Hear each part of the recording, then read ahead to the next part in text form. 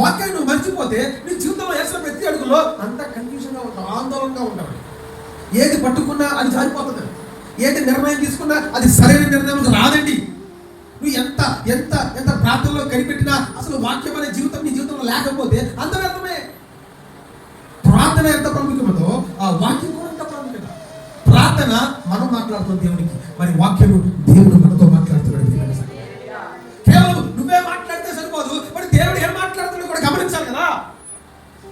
మనం చేసే ప్రార్థన దేవుడు ఆలకిస్తున్నాడు, దేవుడు వింటున్నాడు, తను కనిపెడుతున్నాడు, అదిగా వింటున్నాడు, బాగుంది. మరి దేవుడు మాట్లాడుతున్నప్పుడు మాత్రం మనం మర్చిపోతున్నామంటే నీ వాక్యము ఎక్కడో పారేసుకున్నప్పుడు ఎక్కడో పారేసుకున్నావు.